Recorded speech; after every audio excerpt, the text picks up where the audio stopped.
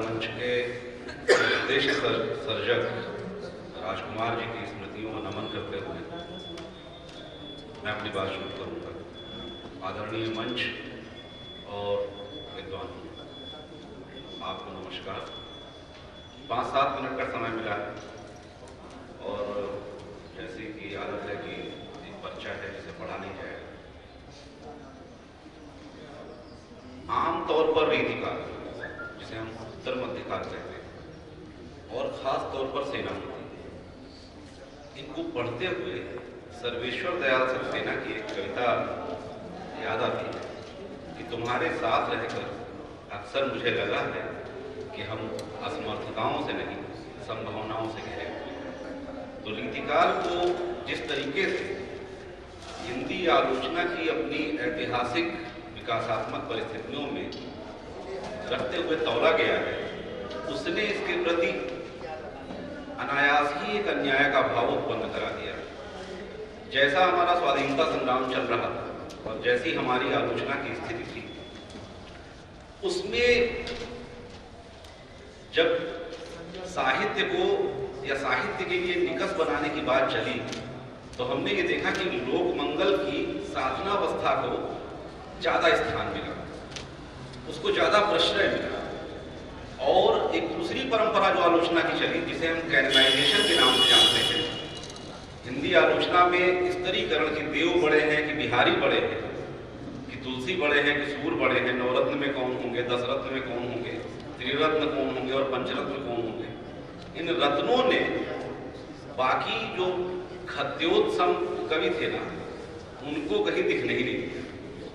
या तो सूर दिखे या शशि दिखे, खद्योत तो बेचारे अपने अपने लिए जमीन तलाशते रह गए। सेनापति लगभग ऐसे ही कवि हैं।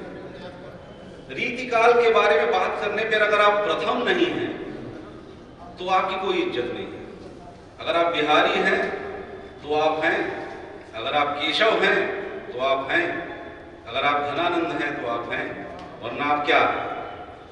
तो ऐसे ही जब पाएंगे कि मतीराम, सेनापति, आलम, बोधा, अगर आप उन 3 खांचों में, रीति सिद्ध, रीति मुक्त और रीतिबद्ध के खांचों में सर्वश्रेष्ठ नहीं है, तो आपके बारे में बात किया जाना लगभग असंभव हो जाता है।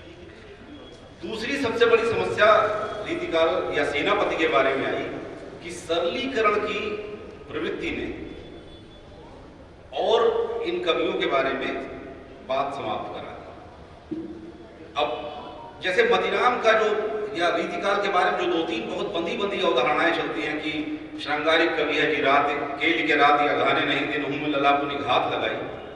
लेकिन ये दिनहू में ललापुनी घात लगाई के बाद क्या प्रसंग है, इसको 90% मुझे लगता है कि छात्र नहीं जानते कि उसमें कैसे एक पारिवारिक परिदृश्य के बीच में रह करके एक रसासिक्त प्रकरण को प्रस्तुत किया गया। लेकिन नहीं, उसकी तरफ ध्यान नहीं जाएगा, वो एक अश्लीलता का आरोप लगा करके उसको छोड़ दिया गया। अब एक और सरलीकरण चला कि आज के सुकवि रीझिए तो कविताई, न तो राधिका गोविंद सुमिरन को बहानो। आप कर लीजिए, अब राधिका गोविंद कितना भी कर लीजिए, लेकिन अगर आपको रीतिकालीन कह दिया गया है तो आपके राधिका गोविंद सुमिरन का बहाना ही केवल रह जाएगा।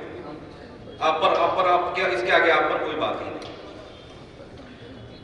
सेनापति के माध्यम या सेनापति के लिए मैं ये सारी बातें, एक और बात है कि कठिन काव्य के प्रेत एक और सरलीकरण है इसी तरीके का कि अगर आप आचार्य हैं तो आप आचार्य हैं, आपने कविताएं कितनी भी शानदार लिखी हो, लेकिन अगर उन पर बात होगी तो केवल आचार्यत्व के बहाने से होगी।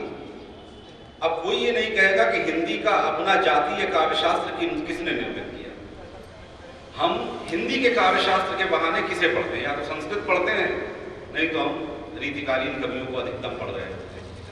तो इसके लिए कोई श्रेय दे, इसकी बजाय उन्हें आचार्यत्व के खांचे में ढाल करके उनकी बात को समाप्त कर देने का जो दुर्योग चला, उसने भी इन कवियों के साथ अन्याय की कड़ी को जोड़ा है। तो मेरा कहना सिर्फ ये है कि हमें अगर कवियों को पढ़ना है तो इन खांचों से बाहर आकर के पढ़ना होगा। सेनापति के बारे में एक पर्चा पढ़ा गया, उसमें कुछ बातें मैं अपनी जोड़ सकता हूँ।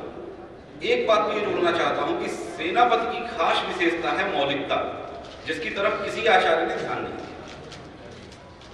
इस एक कवि ने मौलिकता के लिए अपनी एक रचना लिखी और कहा कि बानी सो साहित्य सुबरन मुंह रहे जहां धरती बहुत भांति अरथ समाज का संख्या करी लीजिए अलंकार है अधिक या में राखो मति ऊपर सरज ऐसे साज को सुन महाजन चोरी होती चार चरण की ता सेनापति कहे तजी करी ब्याज को लीजिए बचाई जो चुरावे नहीं कोई सौंपी वित्त की सी ठाती में या में कवित्तन की राज। मुझे पता था कि चोरी हो रही है साहित्य और जो तेल सो बनाया है मेलत सभा के बीच जो चलता है उसमें ये हो सकता है कि मेरी भी काव्य भूमि को ही लेकर के उड़ जाए और कुछ और कहीं और कह दे। तो उन्होंने इसको इसलिए लगातार ये कहा कि मैं जो भी कहना चाह रहा हूं इसको बचा लिया जाए, इसलिए मैं ये कवित्व लिख रहा हूं। इसलिए मेरी कविताई मेरे विचारों को बचा लेने का एक माध्यम है, इसमें और कोई बात नहीं कही गई है। एक तो मौलिकता।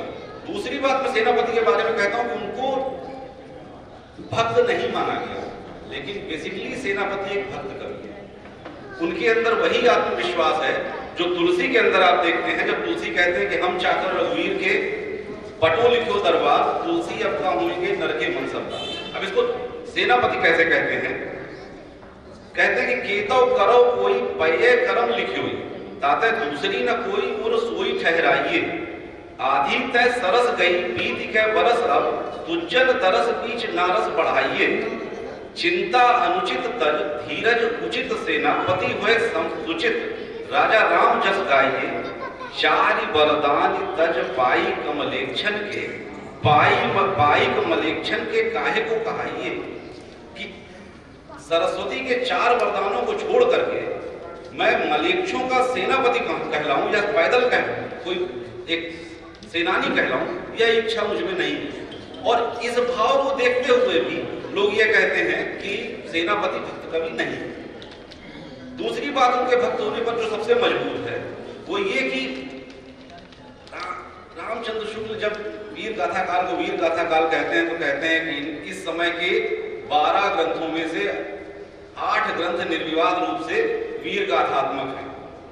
तो साहित्य का अधिकांश हमें जहां मिलता है हमें उस काल की मुख्य प्रवृत्ति वही माननी चाहिए। अगर यह बात काल के बारे में सच है तो सेनापति के बारे में यह बात सच होगी। उनकी एक किताब जो निर्विवाद रूप से मिली कवित्व रत्नाकर, जिसमें 5 तरंगे हैं, जिसकी चौथी और 5वीं तरंग 2 तरंगे भक्ति से जुड़ी हुई हैं और जिसमें लगभग 180 छंद भक्ति के हैं और 124-125 छंद राम भक्ति के हैं। लेकिन इसके बावजूद लोग उन्हें भक्त कवि या शुक्ल जी खुद भी उन्हें भक्त कवि मानते तो हैं, लेकिन भक्ति काल के फुटकल कवियों में उन्हें रख रखा है। तो ये 2 बातें मैं सेनापति के बारे में खास तौर पर कहना चाहता था। एक तीसरी बात जो मैं कह रहा हूं वो ये कि सेनापति को पढ़ने के लिए आपको किताबें मिली ये बहुत मुश्किल है। सेनापति को आपको हिंदी साहित्य के इतिहासों के माध्यम से देखना पड़ता है। तो रीतिकालीन कवियों के बारे में यह स्थिति अच्छी नहीं है। समय मेरे पास केवल 7 मिनट का था। मुझे लगता है कि उसका उपभोग मैंने कर लिया है और जो लिख कर के लाया था वो पुस्तक में है। अगर आप लोग देखेंगे तो उसे जैसा आप लोगों को लगे उसे समझिएगा। मुझे ये अवसर दिया आप लोगों ने, मैं आप लोगों का आभारी हूँ। सेनापति के बारे में कुछ कह सका इसका मुझे सौभाग्य मिला। मैं फिर से आभारी हूँ। आप लोगों का धन्यवाद। बहुत बहुत धन्यवाद कांति बोध जी। एक नई बात जो आपने बड़ी मजबूती से रखी